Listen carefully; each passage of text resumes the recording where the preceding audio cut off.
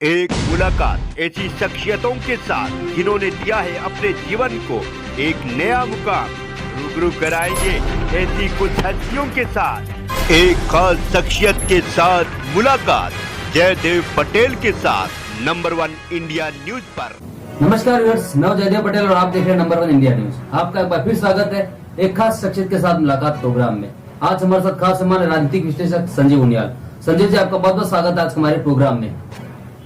नमस्कार जयदेव जी, धन्यवाद बहुत बहुत। सारे व्यूअर्स को नमस्कार जी। संजय जी, आपसे मेरा पहला सवाल है कि स्कूलों में हिजाब की अनुमति दी जानी चाहिए या नहीं, और हिजाब पर सुप्रीम कोर्ट क्यों बढ़ गया?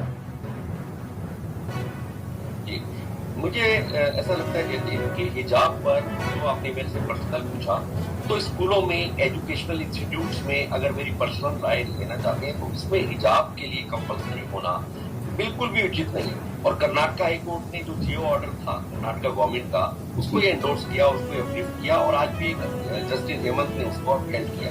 तो आप देखिए कि किसी भी ऑर्गेनाइजिंग कमेटी, किसी भी एजुकेशनल इंस्टीट्यूट, किसी भी और संस्था का ये प्रेरोगेटिव है, स्टेट ने दे रखा है, कॉन्स्टिट्यूशन में प्रोविजन है कि आप अपने रूल्स, अपने रेगुलेशन, अपने टाइमिंग्स, अपना एकेडमिक ईयर, अपना करिकुलम, आपका रिसर्च का टाइम, आपका यूनिफॉर्म क्या होनी चाहिए, ये सब ऑलरेडी तय कर रखा है।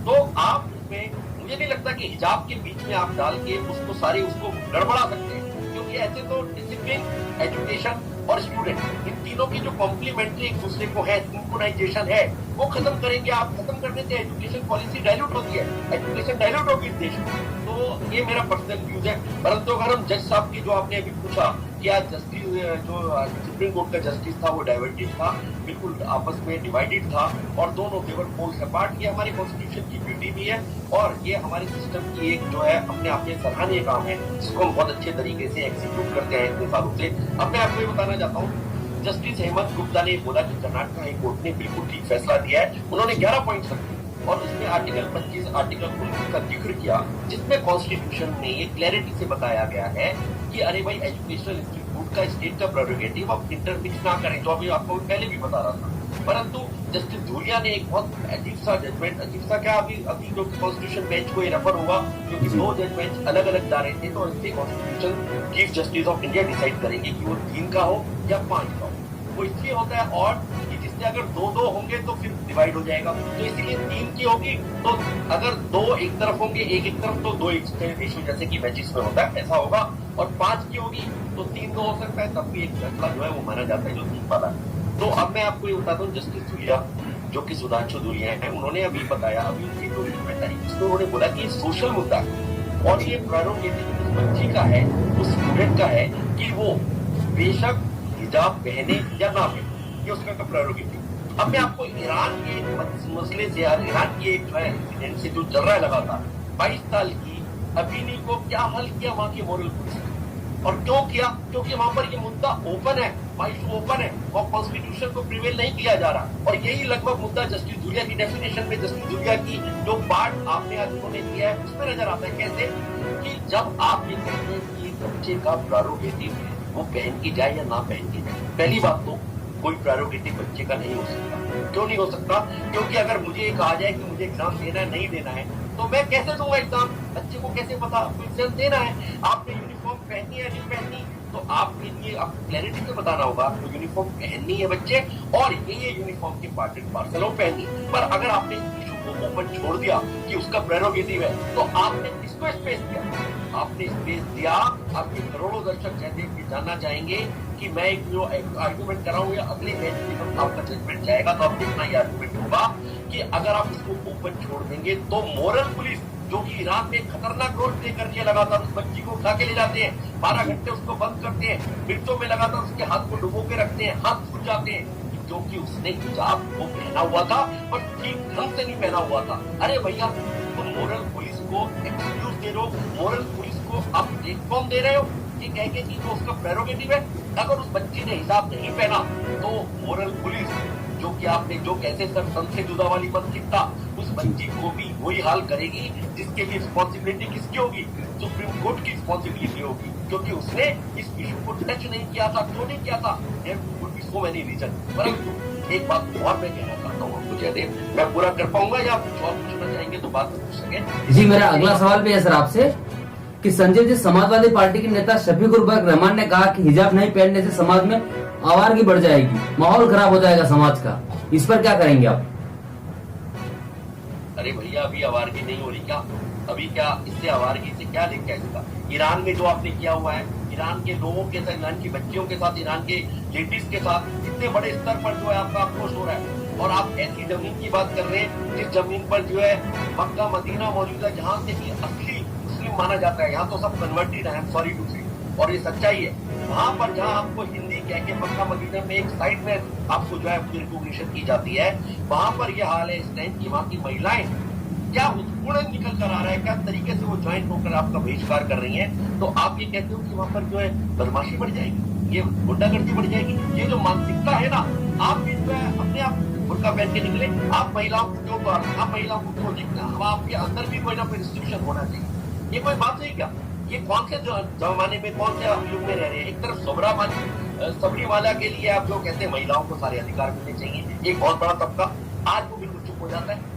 अरे अगर ये महिलाओं का अधिकार है तो महिलाओं का अधिकार है कि उनके ऊपर से आप हिजाब हटाएं, उनको ढकने का प्रोसेस जो इसको खत्म करें।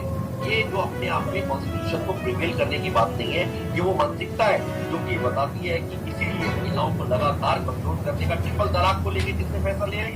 ट्रिपल तलाक का फैसला किसने लिया? इतने सालों बाद आप चला दे रहे हैं। आपने इस चीज को ओपन छोड़ा हुआ है, जिससे शरीयत जो है अपना स्पेस लिख पाए, मोरालिटी पुलिस इस तरह के काम करे जिससे कि समाज में अवस्था बढ़ती है, और आप एक ही धर्म के हिसाब से चलते हैं, कॉन्स्टिट्यूशन को अप्लाई नहीं करते जो बाबा साहब ने इतने अध्ययन के बाद तैयार किया। जी संजय जी, आपसे मेरा क्लोजिंग क्वेश्चन है कि ईरान में हिजाब के खिलाफ प्रदर्शन और तेज हो गया है और हिजाब के खिलाफ प्रदर्शन करने वाले लोगों पर लगातार गोलियां चलाई जा रही है। इस पर मेरा सवाल है कि ईरान में हिजाब विरोधी क्रांति, तो हिंदुस्तान में हिजाबी साजिश क्यों? यही सोचने वाली बात है। ये बहुत बड़ी बात है अपने में कि आप हिजाब को इंटरनेशनली, ग्लोबली ईरान में जो है उसको देखकर भी नहीं समझते, जहाँ की मेजोरिटी 100% मुस्लिम्स रहते हैं, जहाँ पर कि 100% मुस्लिम रहते हैं, वहां पर ये स्थिति है। और जहाँ पर 15%, 20%, 14% मुस्लिम आबादी है, वहां पर आप हिजाब अप्लाई करना चाहते हैं, सुप्रीम कोर्ट की मदद लेना चाहते हैं, और सुप्रीम कोर्ट जब फैसला देगा तब भी आपको कुछ कर देंगे। देखते हैं अभी क्या होगा। पर एक बात और मैं कहना चाहता हूँ, सामाजिक तौर से आप देखें जैसे तो सोसाइटीज को कंपेयर करें। जब आप देखिए आपकी जो प्रथा थी, आपकी जो जिससे कि आपने देखा कि हमारी खूब प्रथाएं थी हिंदू समाज, जिसमें कि हिंदू सक्सेशन एक्ट हो सकता है, जिसमें कि आपने देखा था कि जो सती प्रथा थी वो, और इसी तरह की एक प्रथा और थी जिसमें कि आप लगातार सिर ढके जाते थे। हमारे यहाँ जो है सिर ढकने का रिवाज हुआ करता था। इन सब प्रथाओं को खत्म करने का बीड़ा 1947 और 1940, 1938 से शुरू हो चुका था विभिन्न आंदोलनों के द्वारा, और हिंदू समाज ने उसको रिकॉग्नाइज किया और सरकार ने उसको अप्लाई किया। ये सब कुछ हुआ, उसको एक्सेप्ट किया, परंतु एक समाज प्रोग्रेसिव समाज हो चुका है, एक समाज अभी भी कंजर्वेटिव है।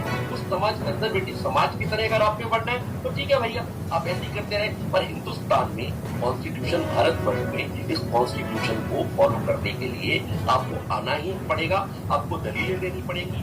इन दलीलों की वजह से यह सब हम करना चाहते हैं। अगर आप कहते हैं सोशल कॉज है तो ये नहीं चलेगा। आप घर जाके पहनिए ना, अगर 8 से 2 स्कूल है, 8 से 2 स्कूल में 2 बजे तक मत पहनिए, यूनिफॉर्म फॉलो करिए। 2 बजे के बाद 2:15 से पहनिए ना, अगले दिन के 8 बजे तक पहनिए, कोई हिजाब पहनिए, उसने मना किया। पर रूल्स रेगुलेशन तो उस इंस्टीट्यूट के होंगे ना। जयदेव, आपकी कंपनी इतनी बड़ी कंपनी है, आप नंबर 1 इंडिया न्यूज को रिप्रेजेंट करते हैं, करोड़ों दर्शक आपको देखते हैं, आपने कुछ अपने रूल्स बना रखे हैं, अपने कैमरामैन के लिए रूल्स बना रखे हैं, अपने डिजिटल एक्सपर्ट्स के लिए रूल बना रखे हैं कि 8 घंटे की ड्यूटी होगी, उसमें 7 घंटे आपको यहाँ रहना है, 1 घंटे के लिए आपको ड्रॉप करने की हम फैसिलिटीज देंगे, उसके बाद हम आपको जो एंट्री हाथ दे देंगे, आपके लिए ब्रेक के लिए ये यूनिफॉर्म पहननी पड़ेगी, आपको आने से पहले जो है वो साफ सुथरा रहना पड़ेगा। तो वो रूल्स बनाने का प्रेरोगेटिव आपका है ना। अगर कोई कहता है कि मेरा धर्म कहता है कि मैं ऐसा, तो अपने धर्म को आपने उस जॉब के बाद, उस ऑर्गेनाइजेशन के रूल्स के बाद अपने घर में फॉलो करना है। घर में भी तो रूल्स होते हैं। मेरे पापा कहा करते थे जयदेव कि 10 बजे के बाद घर में कोई एंटर नहीं करेगा। मैं कहूँ नहीं जी, मेरा तो 10:30 बजे से मैं आऊंगा, नहीं, हम मानते हैं ना रूल्स रेगुलेशन।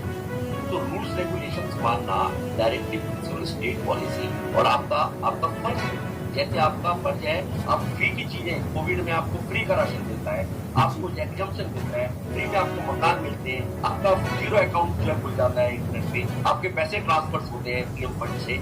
तो आप ये ड्यूटीज भी है, उन ड्यूटीज को, रूल्स रेगुलेशन को फॉलो करना, ना कि उसके लिए हमेशा जो है पाड़े लिया।